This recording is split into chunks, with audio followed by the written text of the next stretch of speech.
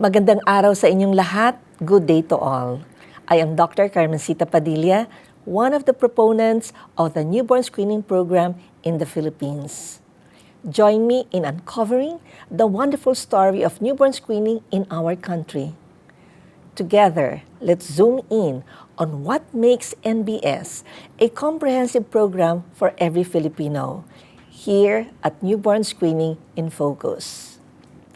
In this second season, join us again as we dive deep into the systems of the Philippine newborn screening, study the partner organizations and their role in making NBS an outstanding program, and in detail discuss some congenital disorders from our eNBS panel of disorders. So without further ado, let's take a seat, get comfortable, as you're in for quite an adventure here at Newborn Screening in Focus. Kaya dapat magpa-newborn screening.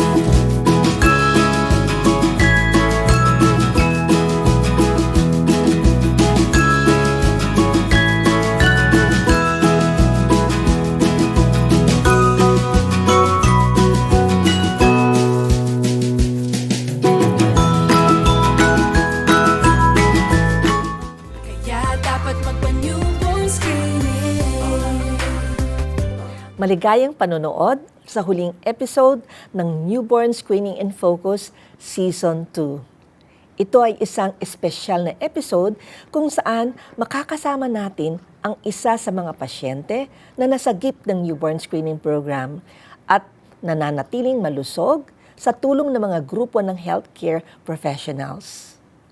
Kasama ng kanyang magulang at nurse mula sa Newborn Screening Continuity Clinic, pag-uusapan natin ang tungkol sa kanilang paglalakbay, simula sa matagumpay na screening hanggang sa pangmatagalang pag-aalaga na binibigay ng programa sa kanila. Ang episode na ito ay kaugnay sa episode 12, season 1, na pinamagatang Continuity Clinics and Center for Human Genetic Services o CHGS. Binibigyan din natin na ang sa newborn screening program ay hindi tumitigil sa screening. Regular nating sinusubaybayan ang mga pasyente na nakumpirma na may karamdaman o kondisyon upang matiyak na ang kanyang paglaki ay naaayon sa kanyang edad. I-welcome nating lahat ang ating mga bisita para sa araw na ito, si Miss Jonaline Bantigue, follow-up nurse ng isa sa 33 newborn screening continuity clinics sa bansa. Ang clinic ni Jonaline ay matatagpuan sa General Emilio Aguinaldo Memorial Hospital at sila ang nangangalaga sa mga pasyente sa Region 4A o Southern Luzon. Masaya din nating makakasama sina Lawrence Pinpin na nakumpirmang may phenylketonuria or PKU at ang kanyang ina, si Miss Marivic Pinpin. Magandang araw sa inyong lahat. Magandang araw din po, Doc. Magandang araw, Jonah, Mama Marivic at Lawrence. Nurse Jonah, ipaliwanag mo sa amin kung ano ang continuity clinic at ano ang iyong responsibilidad bilang follow-up nurse sa ating newborn screening continuity clinic. Bilang long-term follow-up program po ng newborn screening, responsibilidad po namin sa continuity clinic na gabayan at siguraduhin na ang mga pasyente po na nag-positive sa newborn screening ay makakatanggap ng tamang medikasyon at gamutan. Okay. Kung naaalala nyo sa mga nakaraang episode, ang ginagawa ng Newborn Screening Center ay sila ang gumagawa ng confirmation kung positive ang pasyente. Pag na-confirm na positive ang pasyente, binibigay siya sa Newborn Screening Continuity Clinic. So Nurse Jonah, paano ka katagal ng kasama ng Newborn Screening Continuity Clinic? Sa ngayon po, Doc, 9 years na po ako as follow-up nurse ng Newborn Screening Continuity Clinic. Isa po ako sa mga naunang batch po ng Newborn Screening Continuity Clinic dito po sa atin sa Pilipinas. Okay. Para sa ating manonood naman, ang Continuity Clinic ay nagsimula lang noong 2014.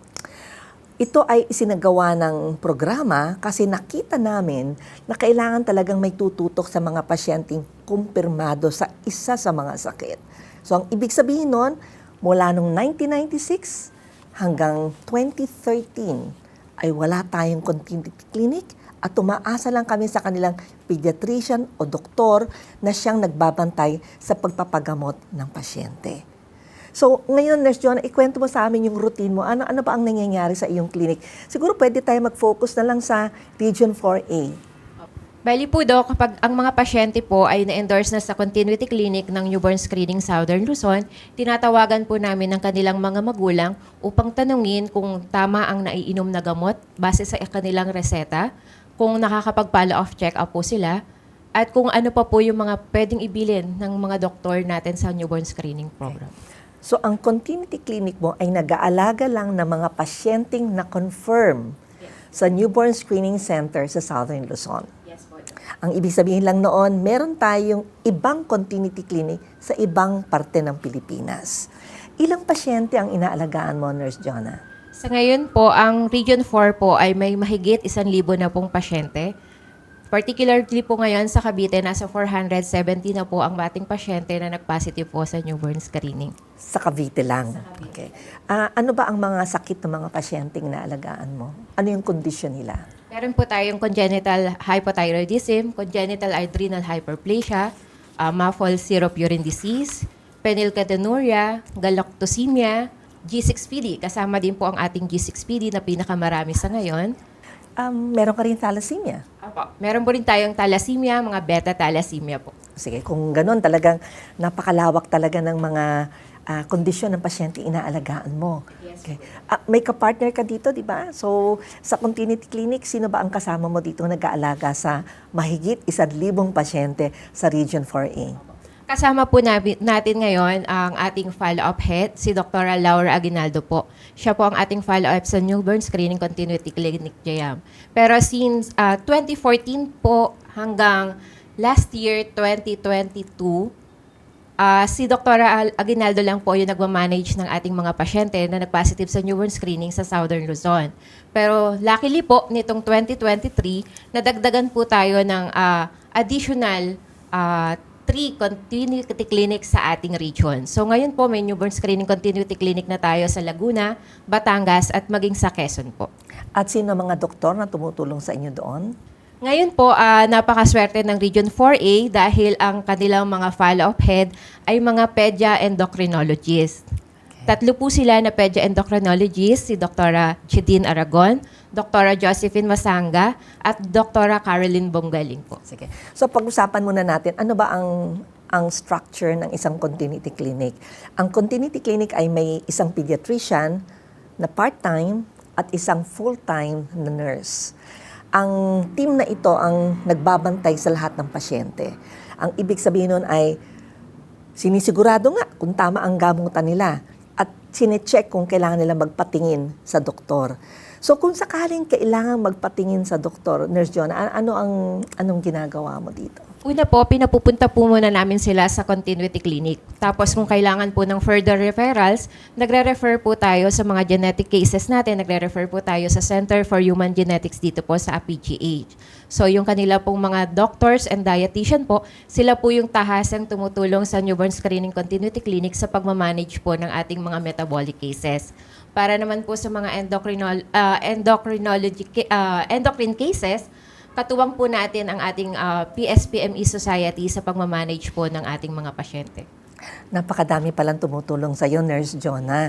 So siguro magandang marinig yan na you're not alone. Yes po. Kasi tumutulong talaga yung ibang mga specialist, no? At napakahalaga nito dahil hindi talaga, kulang talaga tayo sa specialist sa buong Pilipinas. At narinig ko nga kanina, sabi mo na, pati ang PS, Philippine Society of Metabolic and Endocrinology, tama ba ako yun, ano? Ay tumutulong as an organization sa pag-aalaga ng iyong mga pasyente. Pero sa araw na ito, ang ating kasama sa ating episode ay si Lawrence na merong phenylketonuria. Kaya sa episode na ito ay tutukuyan natin talaga ang PKU. So sa ngayon, gusto kong kausapin naman si Marivic at saka si Lawrence. No? Mama Marivic, ikwento mo sa amin yung panganganak mo kay Lawrence. Nanganak po ako sa Lying-in Center. Pinanganak ko po si John Lawrence na normal naman po siya. Sabi po ng doktor, pwede na daw po kami umuwi. Tapos, after 3 days, nagpunta po kami ng pedya para magpa-vaccine. Sabi po nung pedya namin, pinilit po kami na newborn screening siya. Pero hindi po ako pumayag kasi po yung anak kong babae na si Trisha ay normal naman po. Pero napilit ka rin, Mama Opo. Jonah. So, nung nagawa na itong test na ito, ano ang susunod na nangyari? Tinawagan po kami ng NIH para sabihin po na nag-positive po yung anak namin. Marami pong iba-iba po ang pinatest sa kanya para po malaman yung condition niya. Okay. So, para sa mga nanonood, kailangan nating maintindihan na ang newborn screening ay screening lang. Napakahalaga ng follow-up test. Ito yung tinatawag natin confirmatory test. At ito ang ginawa kay Lawrence nung siya ay dinala sa NIH. At Mama Marivic, at na-confirm na nga natin na meron siyang phenylketonuria. Opo. Okay. At paano pinalawanag sa'yo? Ano ba ang kailangan nating pag-aalaga kay Lawrence?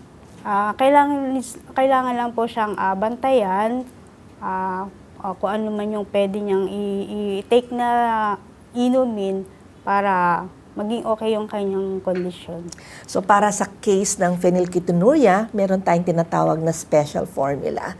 Sabi nga kanina ni Mama Marivic, pili ang kanilang kinakain dahil hindi pwedeng mataas ang protina. Dapat tamang protina ang ibibigay sa kanya. Kaya meron tayong talagang tinatawag na special milk formula para lang sa mga batang merong phenylketonuria. Opo. So, kausapin ko naman si Lawrence. Lawrence, pakilala mo ang sarili mo sa ating mga nakikinig sa atin.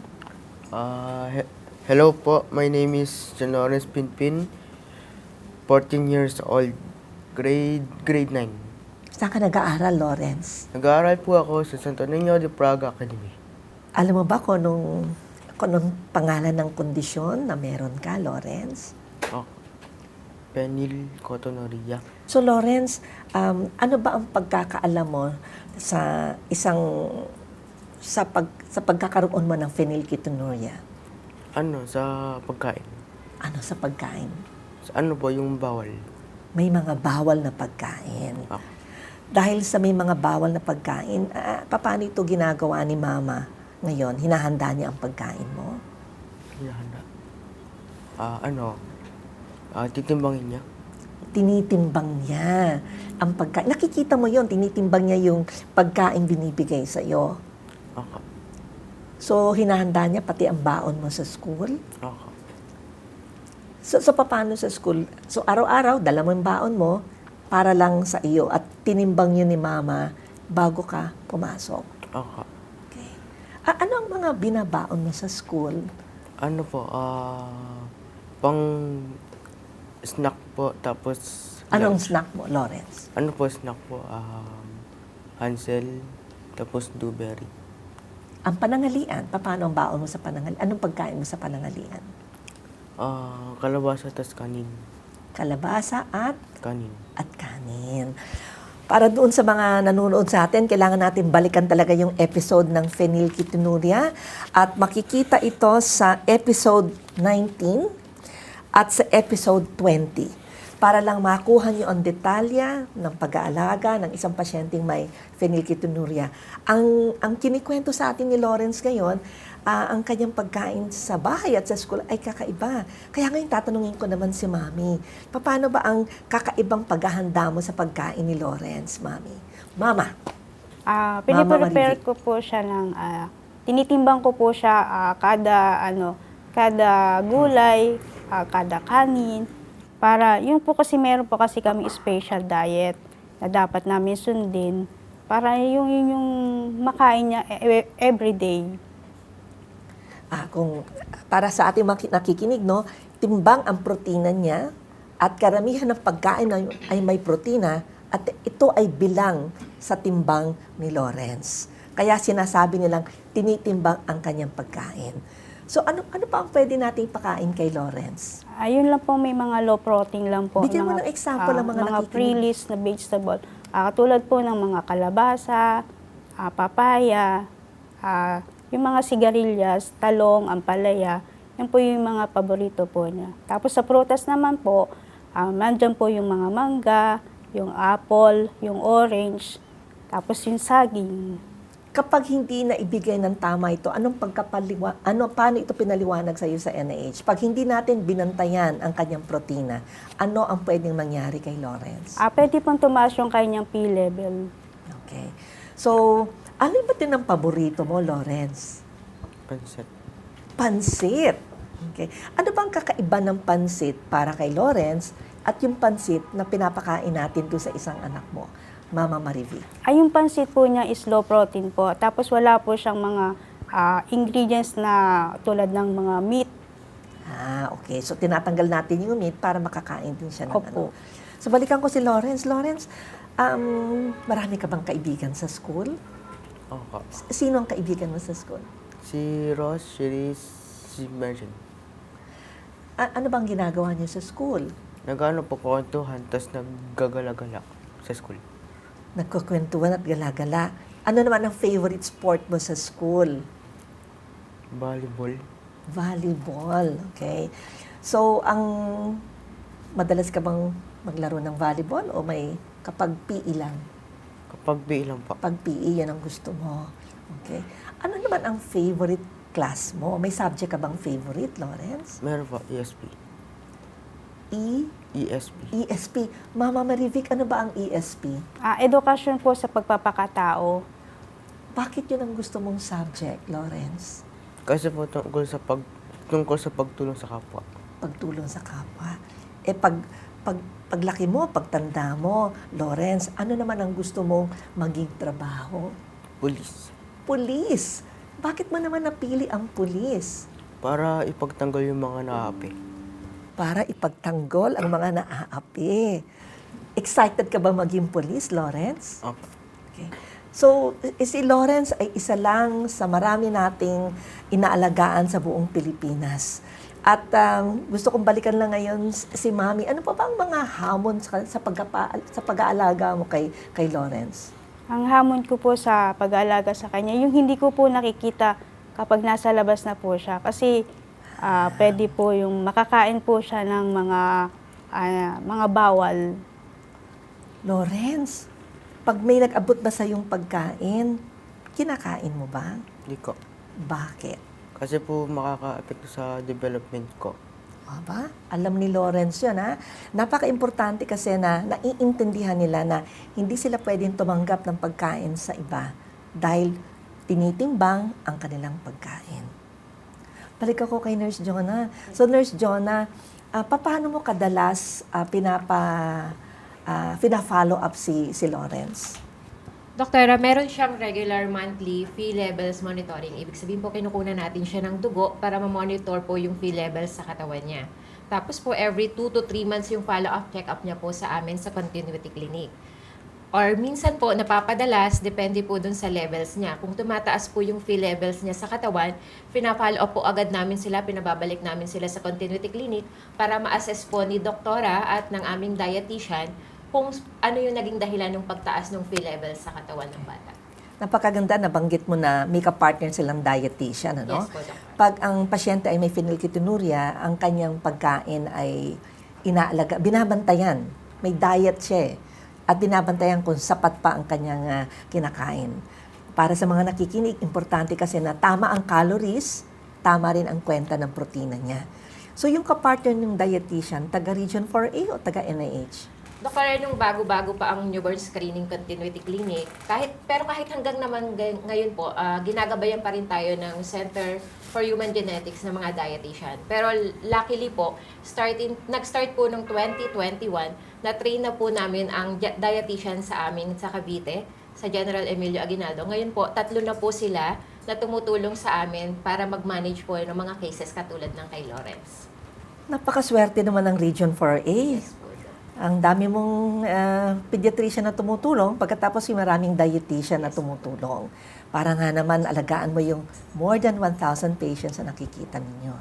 So, napakaikli ng ating panahon at malapit na naman tayo matapos. So, gusto ko munang tanungin si Lawrence. Lawrence, meron ka bang gustong mensahe sa mga nanonood sa atin ngayon? Sa lahat po ng nanonood po sa amin, kailangan po bantayan ng mabuti yung mga anak niyo kasi po, pag natukso po sila sa pagkain, pwede po makapekto sa pag-isip nila. So, ang sinasabi mo, sa lahat pa ng ibang pasyenteng merong phenylketonuria, dapat lang sila ay mabantayan. Dahil hindi sila dapat matukso. Napakagandang mensahe. Si Mama Marivic, anong mensahe natin sa mga nakikinig sa atin? Mensahe ko po sa mga nakikinig sa atin, lalo na po yung mga buntis po ngayon. Paghandaan po natin ang kanilang kinabukasan. Ipa-newborn screening po natin sila para maagapan po natin yung may pwedeng mangyari sa kanila kung sila po ay mag-positive sa mga may kondisyon. Hindi sila dapat matakot, no? Opo. At susunod sila sa doktor. Opo. Napakagandang mensahe. Ikaw, Jonah, marami akong hihingin sa iyo muna. Una, para sa ating publiko. Para po sa publiko natin, hinihikayat po namin kayo na ipa-newborn screening po ang ating mga anak kapag kayo po ay nanganak dahil napaka-importante ng newborn screening. Dahil sa newborn screening po, maaagapan natin ang mga posibleng sakit na meron ang ating mga anak. Jonah, maraming nurses na nakikinig sa atin. May mga nurses na hindi kasama talaga sa newborn screening program. Ano muna ang mensahe natin sa mga nurses na nakikinig ngayon? In general. Yes po, Dok. Sa mga nurses natin dito, particularly dito sa atin sa Pilipinas, kung mapapansin nyo, matagumpay na ang programa ng newborn screening program dito sa atin. Pero kailangan pa rin namin ng tulong.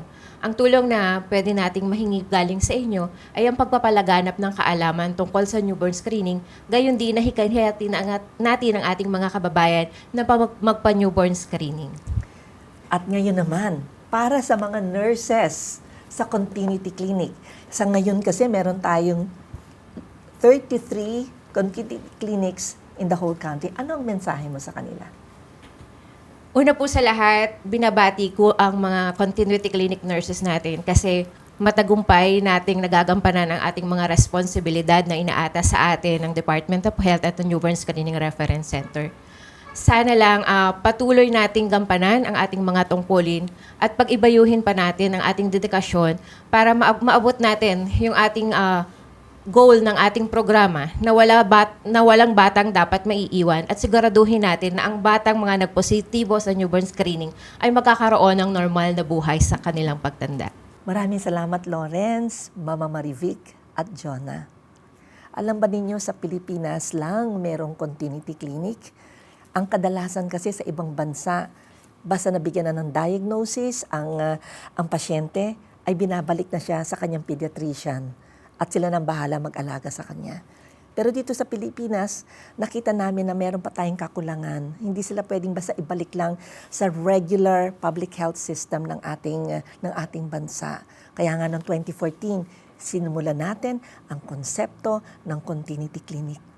Ako'y nagpapasalamat sa lahat ng continuity clinic coordinators, yung mga pediatrician at mga nurses. At ako'y nagpapasalamat dahil may mga probinsya na nagdagdag ng satellite continuity clinics. Sa araw na ito ay napakita natin ang kahalagan ng teamwork mula sa paggagawa ng diagnosis hanggang sa pagpa-follow up ng pasyente. Napaka-critical ng isang continuity clinic dahil ang kinabukasan ng mga pasyenteng nabigyan ng diagnosis ay nakasalalay sa pagbabantay ng ating mga continuity clinic doctors and nurses. Naway magbigay ng inspirasyon ang kwentong ito sa aming mga newborn screening teams sa mga ospital, lying-in clinics, health centers, at maging sa newborn screening continuity clinics. Isa lamang si Lawrence sa libo-libong bagong panganak na naligtas dahil sa inyong walang sawang pagsisikap at dedikasyon sa inyong propesyon. Mas maraming bata ang maliligtas sa mental retardation at maagang pagkamatay dahil sa inyong patuloy na pagganap sa mga responsibilidad na hinihingi ng newborn screening program. Ang newborn screening ay hindi nagtatapos sa screening. Napakahalaga na ang mga pasyente ay susunod sa rekomendasyon ng kanilang doktor. Si Lawrence ay isa sa maraming mga halimbawa kung paano ang isang batang may PKU ay sumusunod sa bilin ng kanyang magulang at ng kanyang doktor. Kaya dapat magpa-newborn screening. Para sa ating mga nanonood, maaari niyong isend ang inyong mga tanong, komento o mga paksa na nais niyong mapanood sa ating mga susunod na episode. Mag-email sa info@newbornscreening.ph o mag-tweet sa newbornscreenph at gamitin ang hashtag ENBSPH. Huwag din kalimutan sagutan ang weekly quiz sa inyong ENBS mobile app para makakuha ng points at gamitin ito upang makakuha ng shop vouchers. Open dialogue drives innovation in newborn screening. It is our hope that through this video series, we expand knowledge sharing with greater reach, empower our frontliners, improve connectivity with newborn screening coordinators, and most importantly, provide unparalleled service to every family. For our next season, we will discuss other disorders, feature patients, and present more cases that will help us understand and appreciate the importance of the newborn screening program in our country. This and more here in Newborn Screening in Focus. Nothing is more precious than seeing a child grow healthy and normal. Let's realize this through newborn screening. Newborn screening is a gift of life.